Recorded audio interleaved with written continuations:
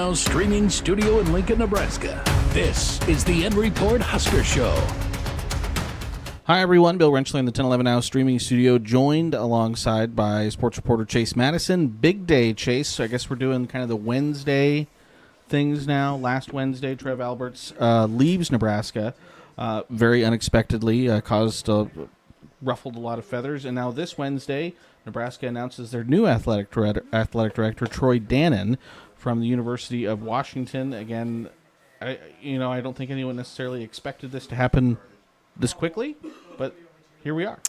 Yeah, it just feels like, the weekly news cycle, I guess, right? We're getting a newsletter or in a span of an hour this morning, it seems like they have their new president. Mm-hmm.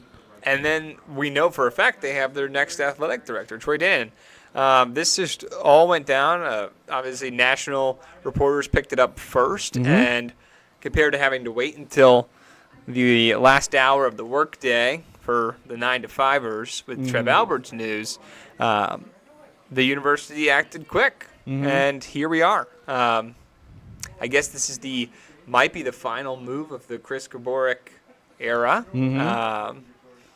And it's something that's major and changing for the athletic department. Yeah, so Troy Dannen, for some background, started out, graduated from the University of Northern Iowa, yep. from Iowa. He's from Marshalltown, Iowa, about 3.5 hours from here. I looked it up. So graduated from the University of Northern Iowa, was athletic director. That was his first athletic director position, was at the University of Northern Iowa. He was there for several years. And then went from there to the Tulane. Yep. And then had a fairly successful run down there. Again, parlayed by the fact that he hired their football coach, Willie Fritz, yes. who was very successful down there. And then just last fall, in October, was hired as the athletic director at the University of Washington. Again, 5 months on the job before he's now named athletic director here at UNL. Yeah, and while it was a short stint in Washington, he still made some major waves, given that having to find a new football coach, and he acted quickly, hiring Jed Fish mm-hmm. from the University of Arizona within 72 hours of Kalen DeBoer heading to Alabama. Mm-hmm. And he also fired their basketball coach, Mike Hopkins, mm-hmm. Who was leading the Huskies for, I believe, 7 seasons. So that position has not been filled. But Dannon had, made some notable moves and had to deal with some notable things during his short stint at Washington. But this move makes a lot of sense for Husker athletics, and it makes a lot of sense for Dannon. It's not good for Washington. No. But I think this is definitely a strong hire and something a lot of Nebraska fans should be happy about. And he has a lot of football experience. He served on a number of committees, NCAA committees. And the committees, if you do a little bit of research on him, is the committees some of it was from the small college success he had at Northern Iowa, and then also at Tulane. And there was these boards that were talking about the advancement in athletics, in college athletics. And the main reason he was hired and brought in to Washington was to help their transition to the Big Ten next year. Mm-hmm. Now, you look behind the lines, they were also trying to undergo stadium renovations, and they also were dealing with a debt deficit financially. So he's coming into a more financial stable situation and a historic program that Matt Rule said it today. He's coming home. He's closer to probably family, and mm-hmm. obviously it's not Iowa, where he's originally from, but it's one state over, and it's, he grew up in the 90s, one state over from the powerhouse that Nebraska was, and probably got to witness that, and now gets to a great opportunity to lead the charge and potentially see success across the programs with Nebraska in years to come. I got a chance to speak with sports reporter Garland Gillen from our sister station, Fox 8 in New Orleans. He covers Tulane and Tulane athletics, and so he got a chance to kind of cover Dannon while he was down there. One of the things he said is he kind of had a little bit of a mixed bag of a track record for his hires, but one of the things we spoke about was like he's coming into a situation where you have Matt Rule, and coming off of his first year. You just extended Fred Hoiberg. Amy Williams has had a successful run. Will Bolt's team is doing very well. You got John Cook. He's not going to have to make any hires. Well, he's going to have to really handle this stadium renovation project. I think will be the big thing. Yeah, it's the challenge with Nebraska is not necessarily hiring the right people as of now, right? As of the current state right now. It's advancing the big projects that the programs want to undertake and helping put the programs in the right positions to be successful, right? Because Nebraska hasn't been to a bowl game in almost 10 years, and fans are urging for more success across the departments. And I think he's someone that brings success. He wasn't personally responsible for it, but the hiring of Willie Fritz to Tulane, I think, says a lot, because the way that he turned that program around, and they won the American, and that's how Matt Rule knows him, because Matt Rule was at Temple, Dannon was at Tulane, and they connected via that connection to both being in the American.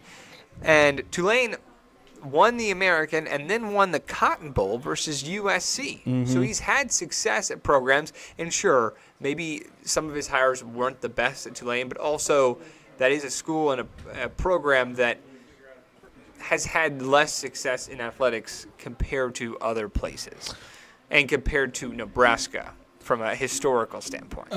Again, Garland Gillen, who I spoke with, sister station down in New Orleans, he said one of the biggest things that, again, a lot of the fans were really excited about with Troy Dannen is he brought back, I think it was called the Mean Wave logo for Tulane. Instead of kind of the generic T logo, it's that Tulane Green Wave logo. And that was, again, very popular. A little bit of powder blue in there, too. Yeah. And so the university, again, very quickly officially announced this hire. They've already sent out a press release. And so the statement from Troy Dannen said, in part, quote, "Joining the Nebraska family is truly an honor. My wife and I are humbled by the opportunity to be part of such a proud athletics program, institution, community, and state. Growing up in Iowa, I watched a lot of Nebraska football on Saturdays with my family. I've spent a lot of time in the state, and I found that we share a similar approach to life, work, and sports. Work hard, stay humble, compete, and expect to win."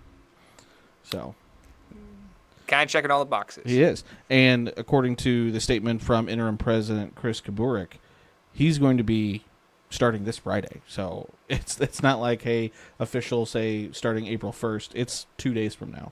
Yeah, and maybe he'll make a short trip down to Corvallis to see the women, or maybe he'll be in Memphis. When are they going to introduce him? It just adds a whole nother event that we have to cover. And but I think this says a lot in the speed of the hire, and I think Matt Rule was impressed by that, and something that he was happy about. And, give Dennis LeBlanc a lot of credit. I think he stepped into the role while it was short-lived, less than a week as the interim AD.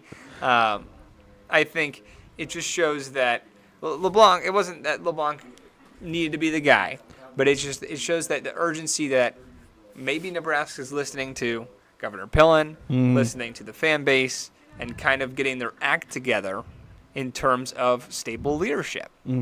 And that is so important, given that we see that, as you see how Trev Alberts leaves. Yeah. And so we're obviously going to have a ton of content regarding this. Obviously, the big news of the day. You spoke with, and a gaggle of reporters spoke with Matt Rule at Pro Day today. Can you kind of give us a sneak peek of what he said, what we can expect coming up tonight in the Sportscast? Yeah, he's really supportive of the hire. He's aware of him. He knew him. I believe they talked or connected before, maybe pen to paper. And I think he was just overall impressed with the urgency. And this is something, too, that he was a prime candidate and a good AD. He's even, when he was at Tulane, in the running for, athletic director of the year, a successful athletic director, and they nab him from a future Big Ten foe. And so I think this is, obviously, for Dannon, it's an ideal situation. But I think also for the future of Nebraska athletics, this is a very good hire, and maybe someone that wasn't going to be available if they had waited. Or, just, I don't know, or maybe he wouldn't want to leave Washington if they let months go by. So I think nabbing him at this right time, a lot of things in trending up for Nebraska athletics too. So he's stepping into a good situation. The only looming question was the president of the university, which seemingly they seem to also be figuring out. Yeah, and so we'll obviously have more on that coming up tonight in the news. Again, Dr. Jeffrey Gold. It was Pro Day. And it was Pro Day. So there's a ton of content coming out on this Wednesday. Yeah. And, it was the Pro Day was, I guess, the least relevant news of the morning. But good to see some of the Husker athletes back at the Hawks Championship Center and competing, which we will also be be showing tonight on our Sportscast. And we got to see quarterbacks, I believe it was both Danny Kalen and Dylan Raiola do some throwing. I guess they both were available, and they wanted to throw. And a lot of the players were impressed with Raiola's arm and catching passes from him. After all of the Huskers went, the small colleges also had Pro Day today. Had T.J. Davis, quarterback from UNK, the Lopes, working out for an NFL team. So a lot of good stuff. Good deal. And so, again, a ton of good stuff going to be coming up tonight in the newscast. We are expecting a press conference early next week that would introduce Dannon to the media. We'll obviously have details on when and where that will be coming, and that's probably something you can find on our 10-11 guess platforms. Or hope would be Monday, but who knows? Well, maybe we'll just keep doing the Wednesday things. At least it's not at 4:59, right? At least this was morning news. That's true. Okay, so you can get a ton of that content, again, online right now on 1011now.com. You can also see the full interview I did with our sister station reporter, Garland Gillen, Fox 8 from New Orleans, and his time covering Troy Dannen when he was down at Tulane. So, again, you can get all of that and more on 1011now.com. So, appreciate you, Chase, for jumping in, again, on a busy day. Appreciate everyone for tuning in and watching.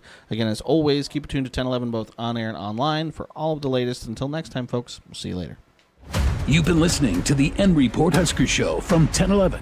Watch, listen, and stream on the 1011 Now app, on YouTube, or wherever you get your podcasts. For more Husker coverage throughout the week, watch the End Report on 1011 Sports at 6 and 10 p.m. and download the 1011 Now app.